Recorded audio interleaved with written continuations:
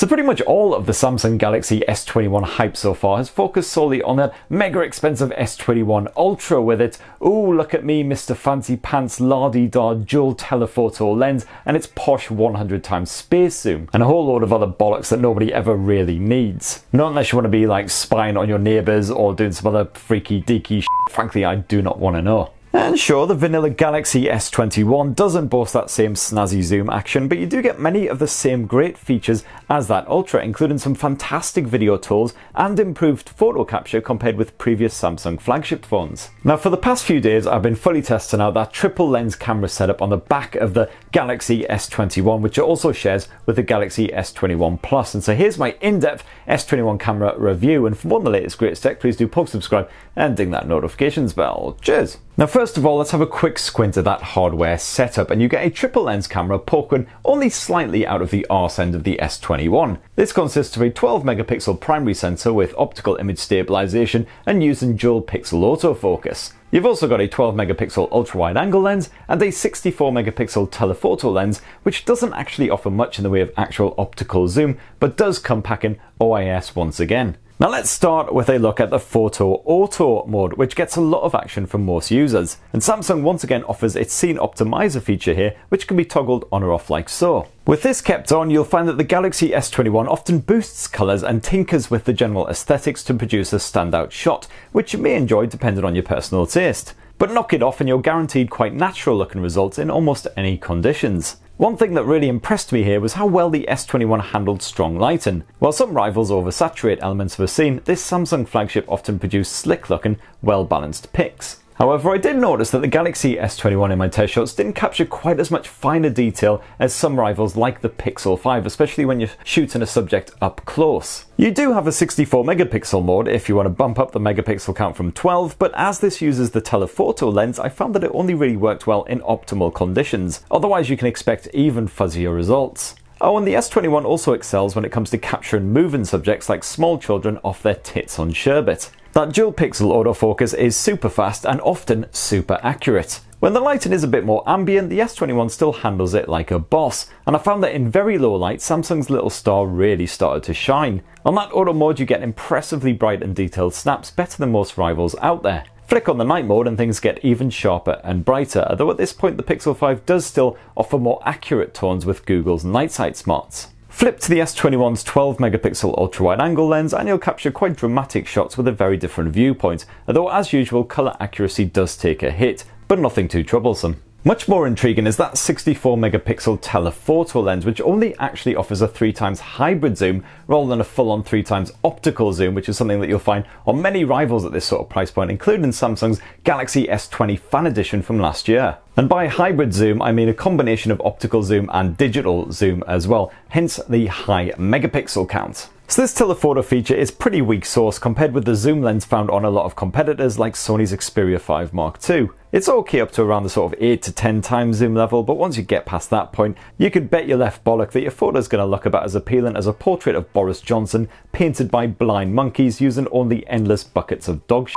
I found that the simple zoom chops offered up by the Samsung Galaxy S21 was absolutely fine for your basic nature shots and also for getting unintrusive, natural looking family shots. And that's helped along immensely by the excellent image stabilization which is built in here as well, which does a great job of countering any hand trembles. And one thing that you are certainly guaranteed with Samsung smartphones is they're going to throw enough bonus camera features and modes in there to choke a donkey, and sure enough the Galaxy S21 does not disappoint. My favourite here is still that excellent single take tool, a 2020 addition to the Samsung camera stable that has massively grown on me these past few months. This version 2.0 offers a greater range of effects and still serves up a great selection of stills and stylised video clips for any moment lasting between 5 and 15 seconds. It's not infallible by any means, occasionally choosing odd moments to immortalise as photos, such as your subject gurning or blinking or picking their nose, but you do get enough material each time to get some quality results. And the video clips it pukes out are often amusing, even if the new speed up and slow down efforts are usually a bit janky. Samsung's portrait mode has extra AI goodness now, and I certainly have no complaints there.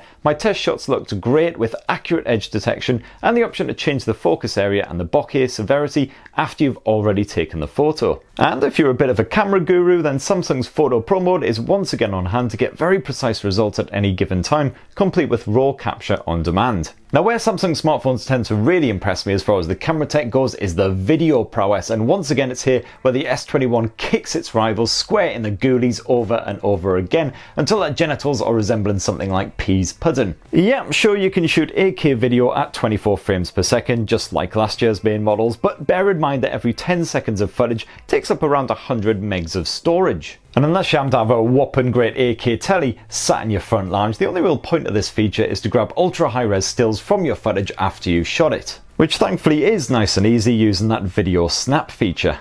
For my test video though, I stuck mostly with the Ultra HD resolution at 60 frames per second, and yes, my footage looks slick just like my photos. We're talking impressive detail, accurate colours and perfectly competent handling of imperfect lighting, while that focus keeps your subject sharp even when they're bouncing around like Bez on Happy Pills. If you cut back to Ultra HD at 30 frames per second, you can swap between all of those three rear lenses on the fly with a reasonably smooth transition effect. All three are perfectly capable at capturing video as long as the lighting is decent, and things still look sharp with that telephoto lens too, where you can pinch in up to a maximum of around 12 times zoom, though as before that footage definitely gets a bit grainy once you're heading towards the 10 times level. You also have a new dynamic Full HD mode, which is supposed to swap on the fly between 30 and 60 FPS capture, depending on how much motion is detected within the frame. The results were certainly smooth when I watched them back, but I struggled to see any points where the frame rate actually dipped to 30, so it's hard to say exactly how effective this mode is.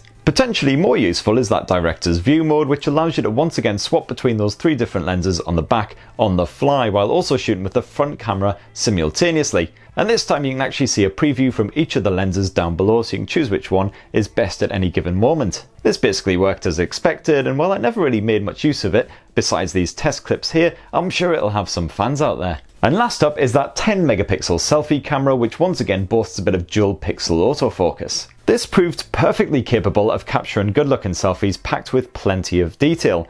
Ditch that rubbish beauty smoothing, and every bag and wrinkle and dried up saliva trail is clearly visible. You got a respectable portrait mode to add a bit of bokeh action too, and night shots are reasonably bright just like the ones taken with the back end. And using that 10 megapixel selfie cam, you can actually shoot up to 4K resolution video at 60 frames per second. Once again for nice natural looking results, and again the audio pickup seems nice and clear, and just like those rear cams, seems to deal well with dodgy lighting and all that good stuff, so you'll still be looking pretty, unless you're me, in which case you just look like a hungover twat as usual. So Larry, there's what I reckon about the Samsung Galaxy S21's camera tech after giving it a proper full-on testing for the last few days, and I was definitely impressed. The photo chops are definitely improved over some previous Samsung Galaxy flagships, and that flexible video tech is absolutely fantastic for all of your home movie needs. Yeah, it's a shame you don't get a proper decent optical zoom on that telephoto lens. It's definitely beaten by a lot of rivals out there, but that's the only part of the S21 setup that did disappoint me, and frankly I think the whole space zoom shenanigans is overrated. If you want it, then pay an extra 400 quid, get that ultra model, otherwise everyone else should be more than happy with the S21. So that's what I think anyway, but what do you think? It'd be great to hear from you down in the comments below. Please do poke subscribe, ding that notifications bell, and have yourselves a fantastic rest of the week. Cheers everyone, love you.